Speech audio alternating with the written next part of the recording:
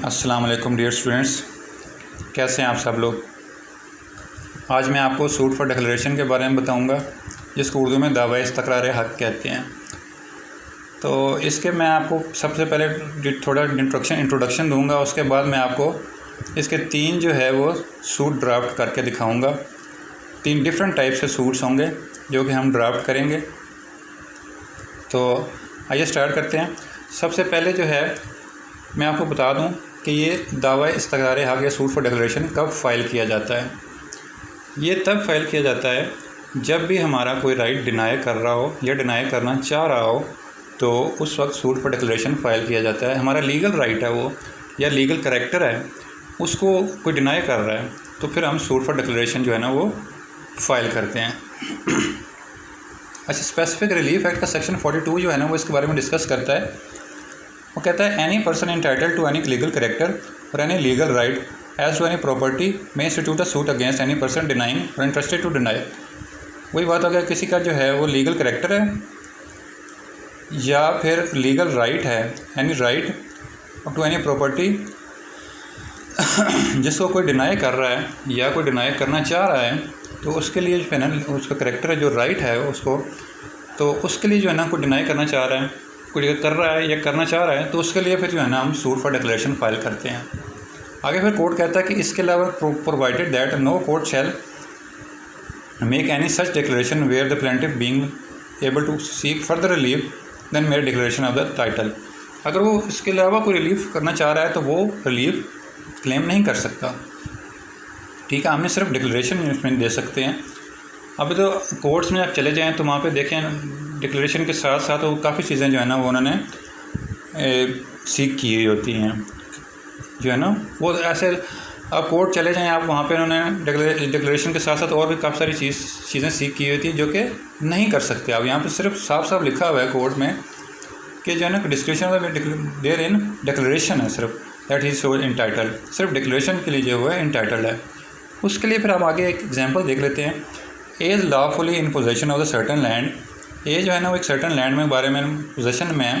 The inhabitant of the neighbouring village claims, वो जो neighbouring village है ना वो क्लेम कर रहा है right of way across the land, वो यहाँ से गुजरना चाह रहा है लैंड में से, तो ए जो है ना वो सू कर सकता है सूट फॉर डिक्लेरेशन, तो क्लेम कर सकता है कि ये इनका राइट नहीं बनता यहाँ से जाने का, तो ये मेरी लैंड है, तो इसलिए वो सूट फॉर डिक्लेरेशन जो है ना वो फाइल कर सकता है। जो भी जिसी का राइट है, लीगल राइट है या लीगल करैक्टर है, तो वो उसके लिए सूट फॉर डिक्लेरेशन फाइल कर सकता है। उसके बाद एक केस लॉ है PLD 2012 लाहौर 483। इसमें भी ये बताया गया था कि प्री एग्जिस्टिंग राइट को डिक्लेयर करता है और कोई नया राइट नहीं क्रिएट करता। ठीक है, इसमें कोई भी नया राइट क्रिएट नहीं किया जाता।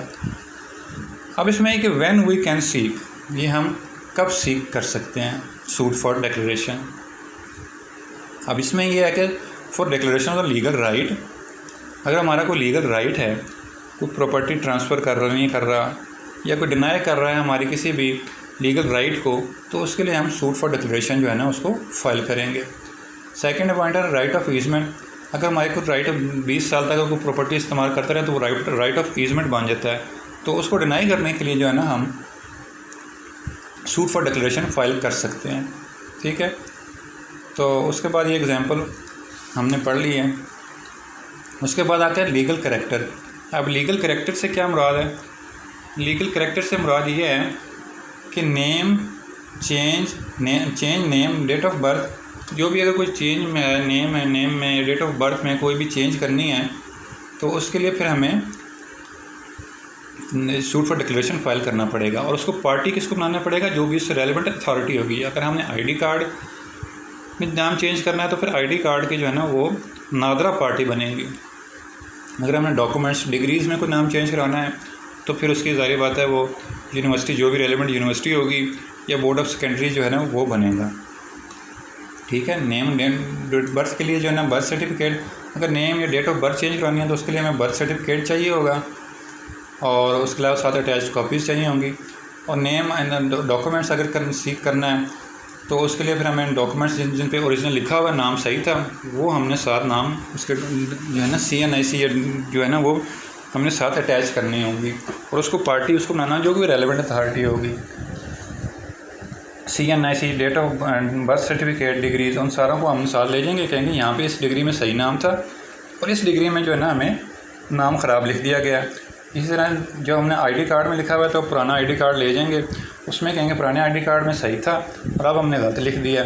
तो इसलिए जो है ना ये काम करने के लिए भी अगर जो है वो नादरा वाले डिनाई कर रहे हों तो फिर हम सूट फॉर डिक्लेरेशन फ़ाइल करते हैं। उसके बाद है लीगल हेयर शिप सर्टिफिकेट के लिए भी होता है सूट फॉर डिक्लेरेशन फ़ाइल किया जाता है। इसके लिए जो है ये तब होता है जब सक्सेशन सर्टिफिकेट से काम ना बन रहा हो, कोई ये डिस्प्यूट पैदा हो गया हो, मतलब एक शख्स फौत हो गया, उसकी कोई एक बीवी थी, खुफिया थी, या वैसे ही कोई उठ के आ गई औरत, वो कहती है कि मैं भी इसकी बीवी थी, ये मेरे बच्चे, ये उसके बच्चे थे, तो अब हमें इसकी प्रॉपर्टी में से हिस्सा दिया जाए। तो जो उसकी पहली बीवी होगी वो सूट फॉर डिक्लेरेशन जो है ना वो फ़ाइल कर सकती है। तो कह सकती है कि हम ही जो है ना सिर्फ इसके लीगल हेयर्स हैं, हमारे अलावा कोई लीगल हेयर नहीं है, इनका डिसीज़ का कोई लीगल हेयर नहीं था। तो इसका भी हम सूट ड्राफ्ट करेंगे, 3 सूट में जो है ना ये सूट भी में हम ड्राफ्ट करेंगे। ठीक है, ये 2 हो गए। उसके बाद जो है ना सक्सेशन जो होता है ना, पेंशन, ग्रेजुएटी, गवर्नमेंट फंड के लिए, गवर्नमेंट को भी अगर हमने क्लेम करनी है चीज़, बैंक अकाउंट वगैरह, उसके लिए सक्सेशन सर्टिफिकेट जो है ना वो उसके लिए वो चाहिए होता है।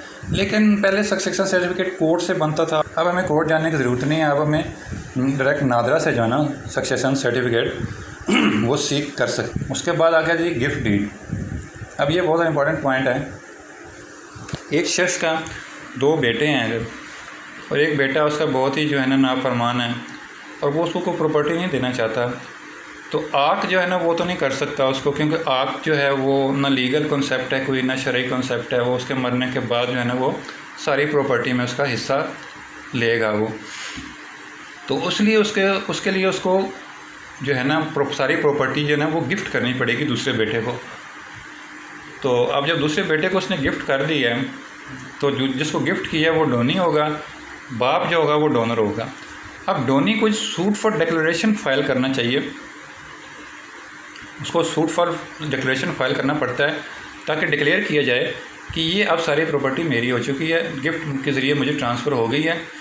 तो डोनर जो है ना वो भी जाएगा और वहाँ पे जाके स्टेटमेंट देगा कि मैंने फ्री विल से जो है ना बग़ैर किसी प्रेशर के अपने होशो हवास में जो है ये ट्रांसफ़र की है, गिफ्ट की है अपने बेटे को।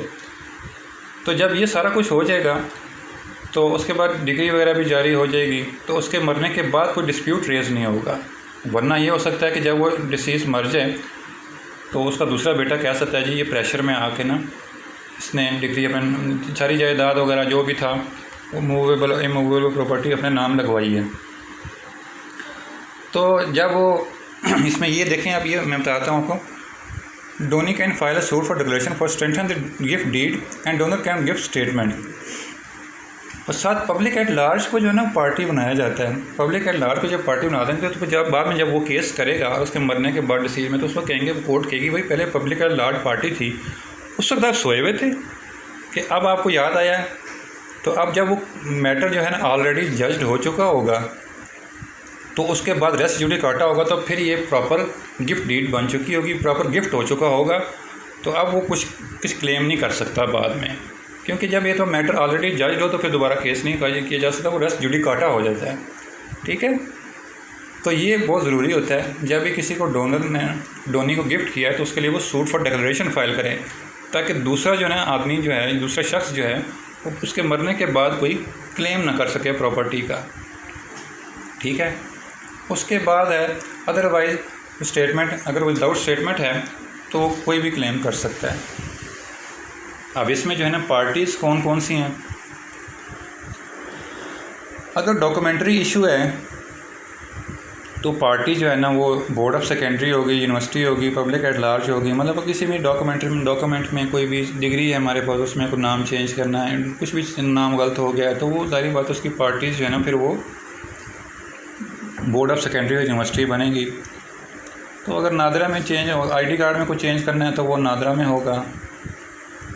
पब्लिक एट लार्ज को हम इसलिए मेंशन करते हैं क्योंकि फिर हमें ये देखना होता है कि कुछ अगर पार्टी मिस हो गई है तो वो पब्लिक एट लार्ज में आ जाएगी। ठीक है, दूसरा ये है कि अवामुन्नास को हम मुखातिब करके कह देते हैं कि हम अवामुन्नास से मुखातिब हैं, किसी को कोई एतराज़ है तो वो क्लेम कर दे। तो ये पार्टीज़ हमें बनाना पड़ता है। इसी तरह से अगर कोई प्रॉपर्टी का है तो उसमें हम पटवारी, LDA, जो भी रेलेवेंट अथॉरिटी है उसको हम पार्टी बनाएंगे। ठीक है। उसके बाद देखते हैं जी रेलेवेंट डॉक्यूमेंट्स कौन कौन से चाहिए होते हैं जब हमने सूट फाइल करना होता है कोर्ट में।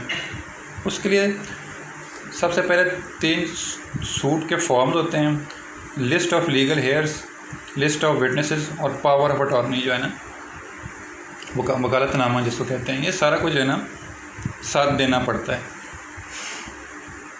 उसके बाद देखते हैं जी हम इमूवेबल प्रॉपर्टी का जब सूट फाइल करते हैं तो उसके लिए हमें खसरा, खाता, खतूनी, म्यूटेशन, इंतकाल नंबर जो है ना ये सारा कुछ भी हमें मेंशन करना पड़ता है। और अगर वो शहर के अंदर है तो फिर हमें कनाल, मरला, स्क्वायर फुट ये सारा कुछ भी हमें मेंशन करना पड़ेगा। ठीक है। उसके बाद हम देखते हैं आगे मैं आपको 3 केसेस बताऊंगा अब कि हम कैसे ड्राफ्ट करते हैं सूट फॉर डिक्लेरेशन के। अब इसमें 3 केसेस मैं आपको बताता हूँ। एक तो ये है कि एक बंदे का नाम गलत हो गया, अब उसने नादरा के पास गया और नादरा जो है वो नाम ठीक कर नहीं दे रही, कोई ना कोई ऑब्जेक्शन लगा देते हैं नादरा वाले, तो उसने आप सूट फॉर डिक्लेरेशन फाइल करना है। ऊपर वही आएगा, नेम ऑफ द कोर्ट आएगा, इतनी सारी जगह ये टिकट्स के लिए होती है। उसके बाद आ गया सिविल सूट नंबर आ गया, जो भी साल होगा सूट नंबर यहाँ पे लग जाएगा। ये प्लेंटिफ का नाम है, सन ऑफ, रेजिडेंट ऑफ, सारा कुछ प्लेंटिफ का एड्रेस आ जाएगा, पब्लिक एड्राज और नादरा पार्टी बन जाएगी। ठीक है। उसके बाद सूट फॉर डिक्लेरेशन लिखना है हमने। ये पैराग्राफ जो है ना ये अपने हारिक में लिखना है। सबसे पहले तो पैराग्राफ ये लिख देना आपने कि एड्रेसेस पार्टी के ना वो बिल्कुल ठीक है, तो समन या नोटिस जारी करना है कोर्ट ने तो ये इससे जारी कर सकते हैं। उसके बाद फैक्ट लिखना है, the brief fact of the case are that the name of the plaintiff is Usman Bhatt. Plaintiff का जो ब्रीफ फैक्ट ये है कि प्लेंटिफ का नेम जो है ना वो उस्मान भट्ट है, जो कि करेक्टली रिटन था, बर्थ सर्टिफिकेट पे रिटन था और ओल्ड नेशनल आईडी कार्ड पे भी रिटन था, जो कि इशूड किया था कंसर्निंग अथॉरिटी ने। ठीक है। तो उसके बाद कहता है ये निकाह नामे पे भी यही था, निकाह नामे पे भी उस्मान भट्ट ही रजिस्टर्ड था, लिखा हुआ था। और ओल्ड CNAC जो है ना ये दोनों चीज़ें जो है ना साथ अटैच कर दी गई, निकाह नामे की कॉपी भी और ओल्ड CNAC कार्ड भी। उसके बाद कहता है ये the name of the plaintiff as per NADRA record was wrongly written as Usama Bhatt. Usman Bhatt के बजाय उन्होंने उसामा भट्ट लिख दिया, उन्होंने उस्मान भट्ट था। ठीक है। अब द प्लेंटिफ जो है ना approach defendant number 2। Defendant number 2 कौन है? नादरा के पास गया वो रिकॉर्ड के साथ कि नेम करेक्ट कर दो, तो नादरा ने जो है ना इशू करने से नाम से इनकार कर दिया। ठीक है।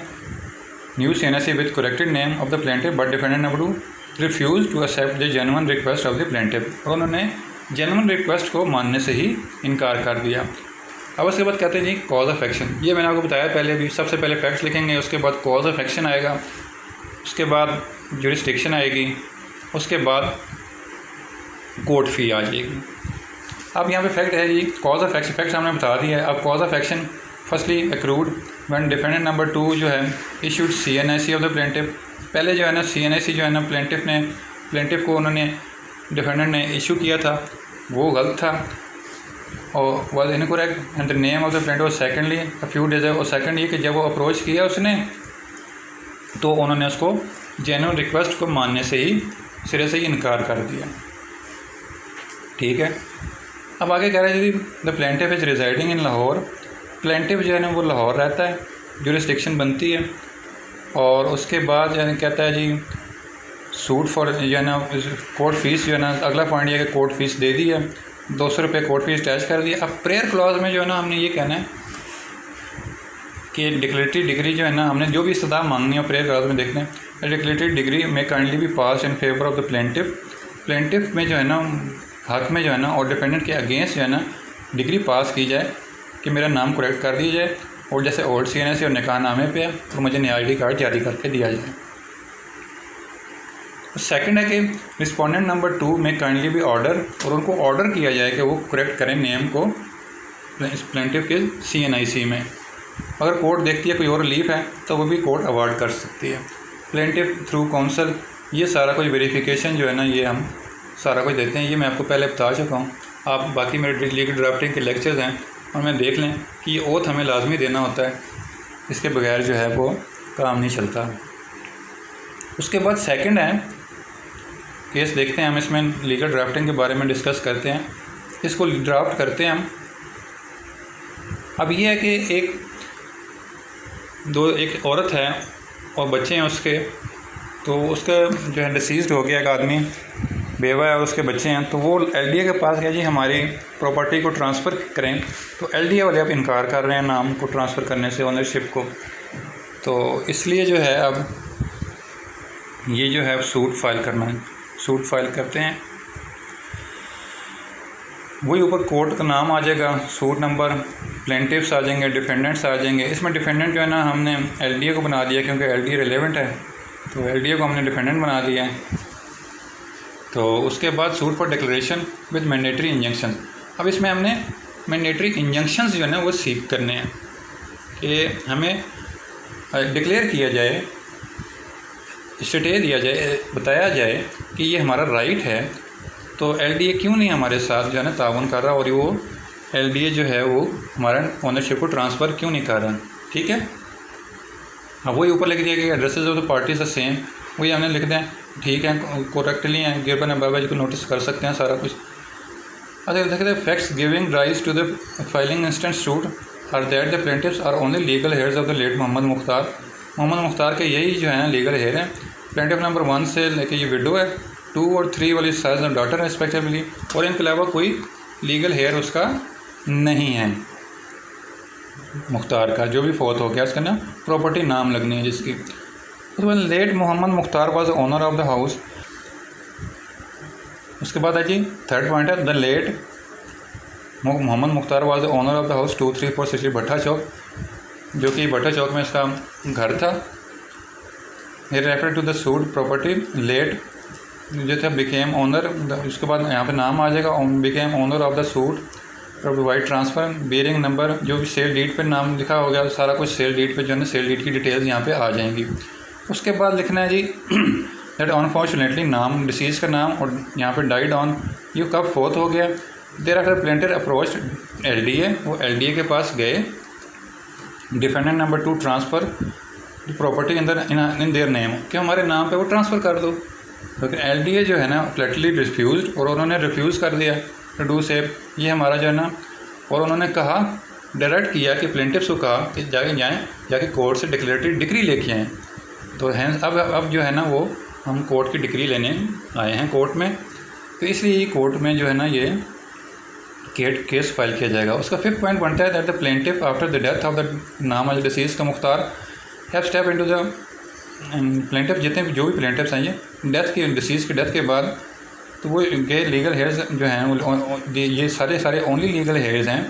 और डिफेंडेंट 2 जो है वो LDA है, वो बाउंड है कि इस प्रॉपर्टी को नाम ट्रांसफ़र करे प्लेंटिफ्स के नाम पे। ठीक है, उसके बाद आ गया जी सारे हमने फैक्ट्स बता दिए हैं। उसके बाद कॉज ऑफ एक्शन आ गया।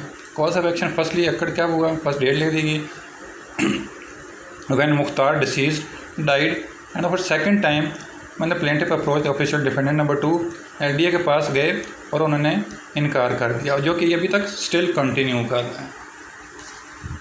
उसके बाद लिखना है जी ये लाहौर में है तो इसलिए जुरिस्डिक्शन बनती है, कोर्ट फीस अटैच कर दी है। अब प्लेयर क्लास में क्या करना है जी, ये जो डिफेंडेंट है उसको जो है ये सबसे पहले बताना है कि प्लेंटिफ जो है ना ये सारे लीगल हेयर्स हैं और इसके अलावा कोई लीगल हेयर नहीं है। दूसरी पॉइंट बताना है जी कि उसको डायरेक्ट किया जाए कि प्रॉपर्टी हमारे नाम ट्रांसफ़र कर दें। बस ये हमें 2 सीख करने हैं। कोर्ट इसके अलावा अगर कुछ चाहती है, कोई और देखती है, कोई और रिलीफ है तो वो भी हमें दे सकती है। तो फिर ये जैसे हमने बता चुके हैं पहले सारा कुछ जो है plaintiff through verification on oath, फिर नीचे सारा कुछ आ गया। ये हमने सारा वेरिफिकेशन जो है ना ओथ के ज़रिए हमने देनी होती है। ये कि पहला नंबर यहाँ से वहाँ तक ठीक है और 6 to 8 करेक्ट है। बेस्ट ऑफ माई बिलीफ मतलब नॉलेज के मुताबिक ये सारे करेक्ट हैं और ये मेरे यकीन के मुताबिक 6 to 8 यानी ये मेरे यकीन के मुताबिक जो है ना ये करेक्ट है। उसके बाद एक लास्ट जो है ना हम एक ड्राफ्ट देखते हैं, ये हेयरशिप सर्टिफिकेट का ड्राफ्ट है। अब हेयरशिप सर्टिफिकेट में ये होता है कि एक शख्स है वो फौत हो गया है, जैसे कि आपको मैंने इंट्रोडक्शन में बताया था। बाद में उसके वो कहते हैं कि ये बीवी कोई और निकल आती है, उसकी बीवी, बच्चे क्लेम करना शुरू होते हैं कि हमें प्रॉपर्टी में हिस्सा दो।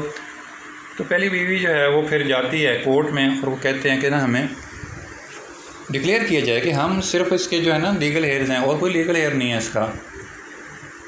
तो इसमें सबसे पहले जाएंगे, कोर्ट का नाम लिखेंगे और जो कोर्ट का केस फाइल कर रहा है उसका नाम आएगा। ये प्लेंटिफ आ जाएगा, बेटा है उसका तो प्लेंटिफ आ जाएगा, तो प्लेंटिफ का नाम आएगा सन ऑफ शाहिद खान, भट्टा चौक लाहौर, एड्रेस आ जाएगा। उसके बाद डिफेंडेंट आ जाएगा, डिफेंडेंट में पब्लिक एट लार्ज अवाम नास को कर दें, जो पार्टी अगर वो क्लेम कर रहे हैं उनका नाम भी हम लिख सकते हैं। अब उसके बाद लिखना है जी suit for declaration for obtaining heirship certificate.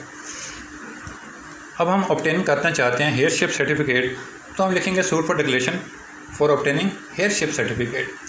ठीक है, अब इसमें आगे वही लिखेंगे हम, the Shahid Khan was father of the plaintiff. Shahid Khan father था प्लेंटिफ का। प्लेंटिफ कौन है? अरसलान है, जो कि जो शाहिद खान था वो डाइड हो गया, वो मर गया 2018 में। 2020 ये डेट लिख दी है और डेथ सर्टिफिकेट कॉपी जो है अटैच कर दी है। उसके बाद Shahid Khan following other surviving hairs, Saima इसकी बीवी थी, नाइला आमना ये बेटियां थी इसकी, और अरसलान जो है ना ये बेटा था उसका शाहिद का। और यहाँ पे रेजिडेंट ऑफ लिख देंगे कि कहाँ पे घर कहाँ के रहने वाले थे। उसके बाद 4 पॉइंट है that the plaintiff undertakes that is no other legal heir of the Shahid. और प्लेंटिफ ये अंडरटेक करते हैं और देते हैं कि इनके अलावा कोई लीगल हेयर नहीं है उनका। That the cause of action accrued to the plaintiff, ये कॉज ऑफ एक्शन तब अकर हुआ जब डेथ हुई शाहिद खान की, विच इज़ स्टिल कंटिन्यूइंग, जो कि अब तक डेथ है। ठीक है, that the deceased was resident of Lahore, तो डिसीज जो है ना वो लाहौर का रिहायशी था, तो इसलिए जुरिस्डिक्शन बनती है। और कोर्ट फीस 20,000 रुपया वो अटैच कर दी गई है। अब हम इसमें प्रेयर क्या रिलीफ क्या मांगना चाह रहे हैं। अब इसमें यह है कि it is therefore more respectfully prayed that decree for declaration the effect that following are the surviving legal of the deceased Shahid Mahmood. ये सारे जो है ना ये लीगल हेयर्स हैं शाहिद महमूद के, ये हमें जो है ना डिक्लेयर किया जाए कि सिर्फ हम ये लीगल हेयर्स हैं और कोई लीगल हेयर नहीं है हमारे अलावा।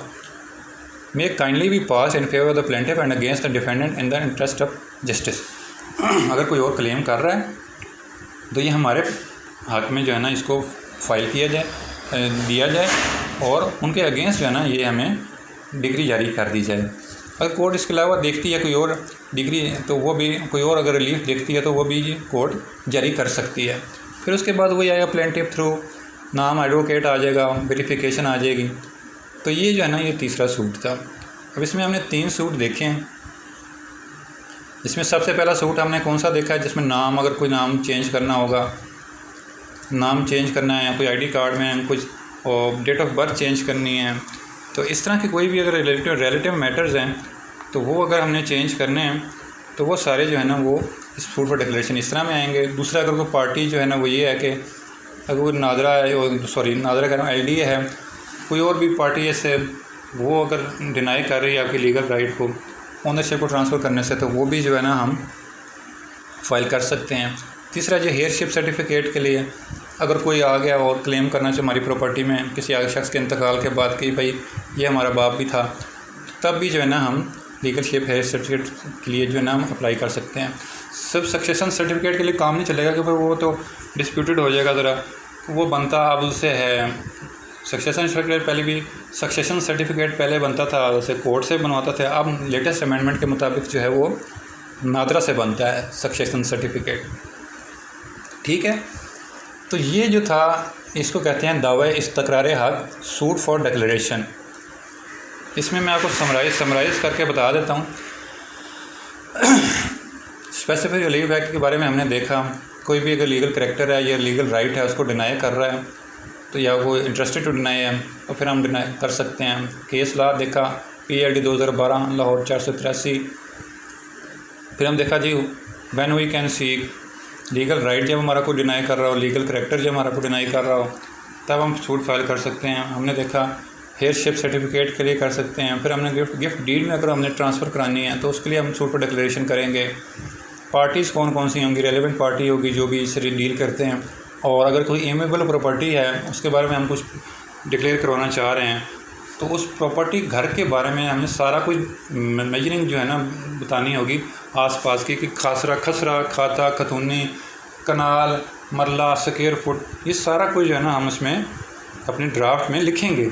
इसके बगैर ड्राफ्ट फाइल नहीं कर सकते, क्योंकि कोर्ट को पता चलेगा, ऐसे क्या पता चलेगा भाई कौन सी प्रॉपर्टी कहाँ रहती है, किसके बारे में ऑर्डर करना है कोर्ट ने, तो ये लिखना लाजमी होता है। उसके बाद फिर हमने आगे फिर देखे, हमने केस लॉज ड्राफ्टिंग देखी हमने, सूट कैसे हमने ड्राफ्ट करना है। उसके बाद फिर हमने सारे सूट देखे, 3 सूट मैंने आपको बताए हैं सूट पर डिक्लेरेशन के, 3 टाइप्स के सूट मैंने बताए हैं ताकि आपकी प्रैक्टिस हो जाए। तो उम्मीद है आप लोगों को समझ आ गया होगा। इसकी जो वर्ड डॉक्यूमेंट की सॉफ्ट फाइल है वो मैं आपको डिस्क्रिप्शन में ऐड कर दूंगा, अपलोड कर दूंगा, तो वहाँ से आप डाउनलोड कर सकते हैं। और जो भी यंग लॉयर्स हैं वो इसको डाउनलोड करके और अपना पार्टीज़ का नाम चेंज करके तो ईज़िली जो है वो कोर्ट में जाके सूट फाइल कर सकते हैं। आप ख़ुद भी अपने पॉइंट्स बना सकते हैं, ज़रूरी नहीं कि यही लिखें, अपने पॉइंट्स बनाएं। ज़ाहिर बात है जो पार्टी ने आप, जो क्लाइंट आएगा आपके पास, उसके अपनी कुछ स्टोरी होगी, तो वो सारा कुछ आपने बीच में ऐड करना होगा। पैटर्न आपको समझ आ गया होगा कि इस तरह से अब हमने केस फाइल करना है। तो इंशाल्लाह कोई भी क्वेश्चन है तो वो आप कमेंट में मेरे से पूछ सकते हैं। तो इंशाल्लाह मिलते हैं अब नेक्स्ट लेक्चर में, तब तक के लिए अल्लाह हाफिज़।